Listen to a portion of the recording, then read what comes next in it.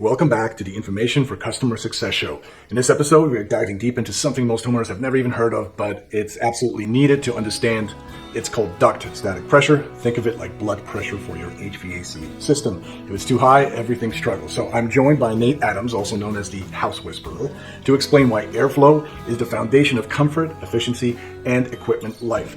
By the end of this conversation, you'll know the signs to look for and the solutions that can be made for your home to feel completely HVAC perfect.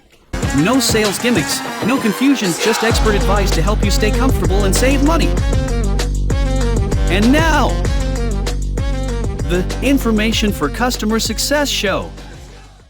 I want to welcome to the show Nate Adams, who goes by the House Whisperer, and I love that name because that's what actually captured my attention when I first came upon you. And then obviously I got to know what you're about, what you do, and I'm a follower. So why don't you tell my audience here exactly what you do and how you got the name House Whisperer? I'll start with House Whisperer. I point blank stole it from my friend Blake Reed. He had it on his card, and I'm like, that's a great name. Can I use it? He's like, yeah. So here we are. That's where that came from. I just thought it was great. And Blake also came with me on one of my early projects. I think it was 2013. He basically sold it for me because I was an installation contractor, and then I sold insulation for a distributor before that. And I've always had interest in building science, but I was starting to learn how to do the deeper projects. And Blake came with me to an audit, and he basically set the blow order up for me, which was really nice. That was a tricky house, but it'll give you an idea. So it's an inner ring suburb of Cleveland. It's called University Heights. You've got a whole bunch of them there in Jersey, too. It's houses built between, 1910 and 1950. I think that one was like 55. But it was a story and a half, Cape Cod, leaky as hell. And Hurricane Sandy had come through a few months before, 6 months before. And the complaint was the house dropped 20 degrees in 8 hours when the power went out. And it wasn't even crazy cold. It was 25. Like, it's not warm, but 25 is not a big deal. That's all winter long in Cleveland. You're used to that. And so we had to do a bunch of shell work on that house. Really didn't do any HVAC aside from I put an Ecobee thermostat on. And just to prove that I'm not a technician, I shorted the fuse and didn't know what to do and had to call a buddy of mine to come diagnose it. House Whisperer comes from the fact that you're able to solve these house problems. Yes. You're an expert out there, nationwide, really expert, because you talk to contractors on how to improve, obviously, shell work and HVAC work as well. And I know you're doing a good part in educating homeowners, and that's why I'm here. I'm trying to do my HVAC portion of educating homeowners. Like, keeping it no simple. one's doing it really well right now, to be frank. So I'm glad that you're doing this. Post-project, that house took 20 hours to lose 8 degrees. So it flipped. Okay, so still lost, but it wasn't like a living in a tent. It's 25 degrees outside, so it slid from 70 to 62. No one's going to die. Yeah. That's great. I mean, the shell conversation comes about in the HVAC world all the time because one of the biggest battles is that we have to explain, like, it's not an HVAC problem. It is a house problem. You have a house problem. I don't care if I give you 1,000,000 BTU of cooling over here. You're not going to reach your temperature with this particular house. So that steers the conversation towards shell improvements quite a lot. One of the topics that we're going to touch on today is a topic that probably 99% of contractors even avoid. It's a thing called duct static pressure. So, Nate, most homeowners have never heard of duct static pressure. In the simplest terms, how would you describe it to somebody who just wants their house comfortable? I mean, the easiest way to look at it as an idea is to think about blowing up a balloon and holding the end closed. You have static pressure inside that balloon. You've got, the balloon's all blown up. It wants to get out, but you're holding the end. It can't go anywhere. As soon as you open the end, you get velocity pressure. So, and like once the balloon has, expelled all of its air, there's no static pressure, so there's no velocity pressure. You need some pressure pushing the air forward to get it to move. But if you have too much, the balloon pops. And the same thing works in an HVAC system. There was one audit that really stood out. I'm like, hey, can you turn the fan on? And the whole system goes boom, boom, like it oil canned. And I'm like, I'll be right back. I'm going to get my static pressure tips. And that was before I knew I like NCI's line of installing test ports, not drilling holes. So I told the guy I was going to drill some holes. And yeah, it was on the moon. And the system was noisy and it didn't do a particularly good job. So you want to have that pressure high enough for the air to move, but low enough that the system is quiet. And that's a balance that you have to strike. So Is noise one of the symptoms like a homeowner would notice that where duct static pressure Oh, would be high? 100%. Yeah. If you can hear your system, you probably have a static pressure problem. If you can hear the air coming out of the ducts upstairs, you pretty much for sure have a static pressure problem. The technical term is total external static pressure, which is technically the pressure that's before and after the system. But I like just calling it duct pressure because it's simpler. That is what it is. It's the pressure inside the ducts. Oh, absolutely. So, okay, so pressure inside the ducts is bad. What do I care? I'm a homeowner. My AC's working. My heating's working. What bad things happen besides the noise? Well, you deal with this more often than I do, to be frank, having an HVAC company. So, I mean, particularly with the newer systems, you're going to lose fan motors. So, like, you might lose the blower motor every 12, 24, 36 months, something like that, because they're going to overheat and die. And if you don't have enough airflow, you're pretty likely to lose the compressor of the air conditioner because it's likely to get liquid refrigerant out to the compressor. Liquid doesn't compress, so the compressor goes poof. So you need to have enough airflow to move the heat outside. And you also don't want to have so much pressure that it's going to make your fan motor die. So there's all kinds of failures that can come from this. And it's a much larger problem now since the newer kind of fan motors were essentially mandated in 2019. So in 2019, every air conditioning system had to have these things called EC motors. They're more efficient. They're great. They're wonderful. The downside is they're a little bit more fragile, and they're very considerably more fragile. But as long as you put them in a good environment, they're happy as a clam and they'll run for 20 years. But as soon as you put them in a mediocre environment, which your house probably has right now, they're not going to be happy and they're going to die. Absolutely. So if your motors are going, like maybe this is the second time you have to replace your motor and you have an HVAC company come in and they're just replacing it. They're like, these manufacturers, they make these motors, they suck. It quite often probably isn't even that. There's a deeper issue at hand and your HVAC company may not be looking at that cause. And the cause almost always goes back, my service manager has this saying, and I love the saying, it's the airflow, stupid. And he learned it from his service manager about 4 years ago, because it always almost goes back to airflow. Everything we do, unless we're dealing with boilers only, it's always about the airflow. Yeah, I mean, motors going out, compressors going out.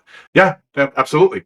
So the duct static pressure. So I'm a homeowner, right? How do I engage a conversation about my duct static pressure? Like I call an HVAC company and what do they come out and do? Well, first of all, I hate to say it, but good luck finding someone who knows what it is and knows how to test it, which is kind of sad because it's like, well, you need a decent manometer, but ultimately you can do it with $200 worth of tools.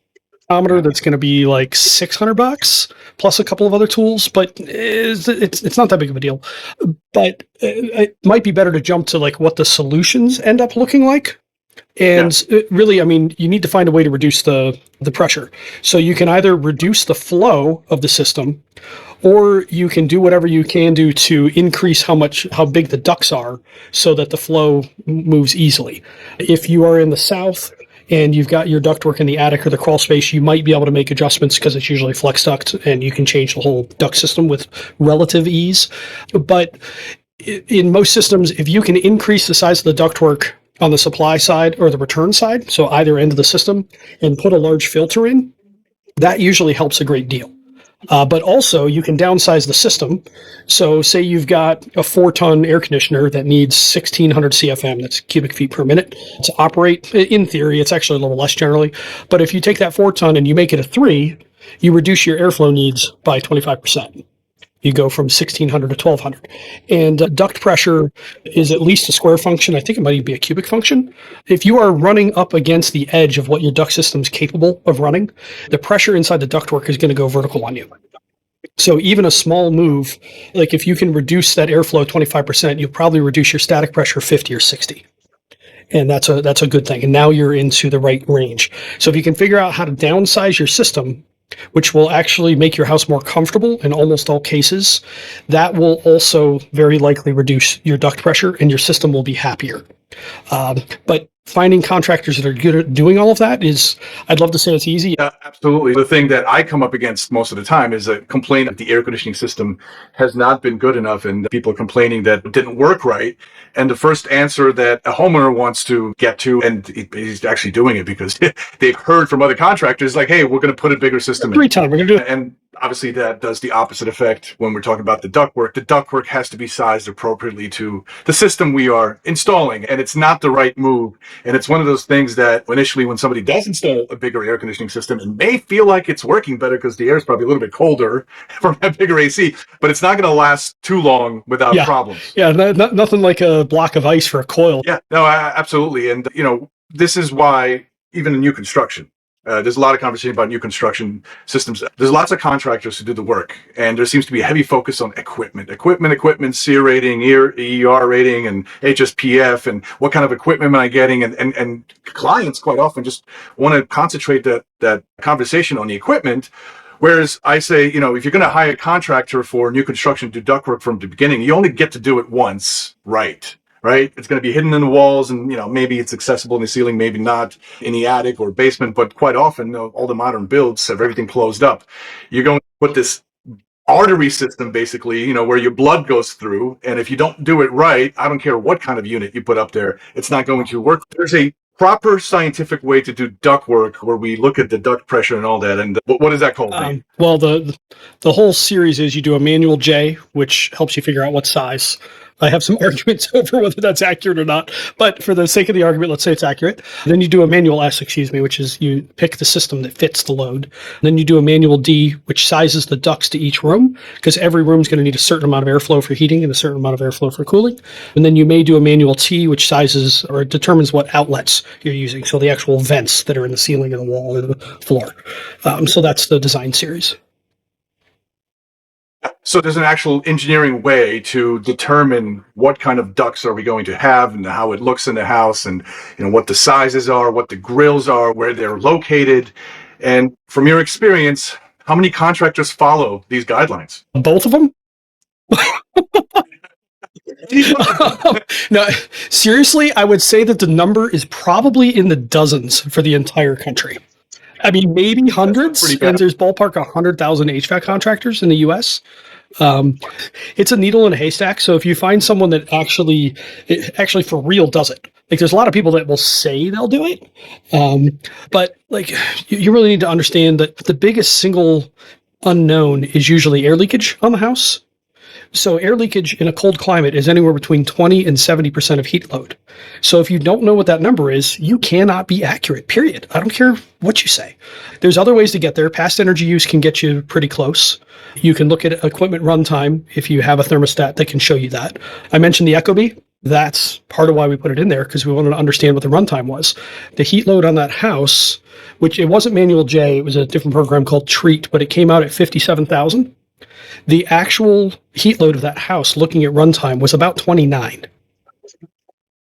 A 3-ton heat pump could have handled that 2,400 square foot house built in the 50s in Cleveland on a 5-degree day. I find that quite often too, but you have to present it to the right client and that has the right expectations. Because from my experience, not only are we sizing for, the correct building science, a lot of times we're sizing for the expectations of some clients. Some homeowners do not understand that if they leave for vacation, leave their house at 55 degrees and they come in, turn the heat on, that it might take 10 hours to get to 70 degrees. They think something's wrong with the system. And that's where sort of expectations and real life experience kind of tells you that maybe the heating system should be bigger. It's a challenge. I mean, the Airbnb we have gutted right now, I could do 1.5 tons on it, but I'm going to do a 2 because I know that I'm going to have guests that come in, and one guest left it at 69 and the next one wants it at 75. I don't want it to take 6 hours to do that. I want them to feel it moving. Absolutely. So I always say HVAC is of course the building science and an art form as well. The art form is negotiating the expectations with customers. Nate, regarding this duct static pressure that we were talking about, right? That pretty much no contractor really looks at. If it's done correctly, if it's done right, what does that picture look like for the homeowner? What are they experiencing in their house? Well, I'll talk about one of our Airbnbs here. So I actually did the manual J and D on that one, and we installed the ductwork according to the design. In fact, we upsized some of it. I did an experiment. We ran metal trunks, which is what I've been used to, but all flex branches. The flex was not done perfectly, so I upsized everything. So if it called for a 6, I put in an 8. If it called for an 8, I put in a 10. The net result of that is I can't tell when that system is running ever, at all, period. Even in the basement where the system is, I can just barely hear it whispering. The outdoor unit on that, being a side discharge unit, is so quiet that I have to see if the fan is moving to know if it's on. Absolutely. I always tell customers that a good designed HVAC system, you don't want to feel it, you don't want to hear it, you don't want to know when it's on and when it's off. It just is. It's just running all the time. If I don't put a hand over the register, absolutely. I love the way you're speaking there. So, but that has a lot to do with not just the variable speed equipment, but really the duct system. How much value would you put on the duct distribution system as a percentage of the entire HVAC picture? I mean, is it 50% of the value? Is it 75% of the project? That's a really good question. I would say that it varies by the equipment type.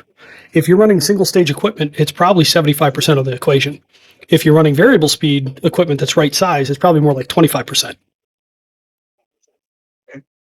Yeah, absolutely. This is what I try to educate customers about whenever we talk about changing equipment sizes or really dealing with poor ductwork too.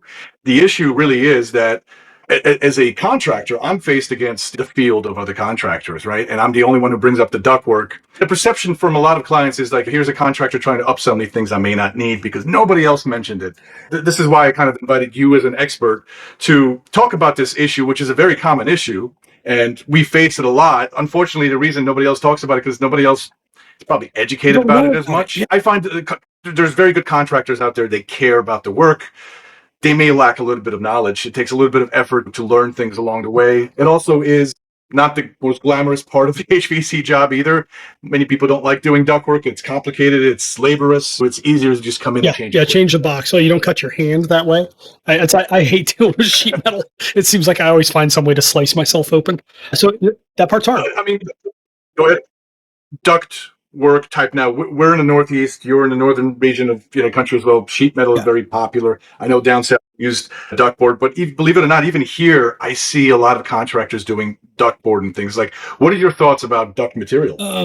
Metal is best, but you don't have to wonder if the metal's going to flow air unless somebody crushes it, which is not super common.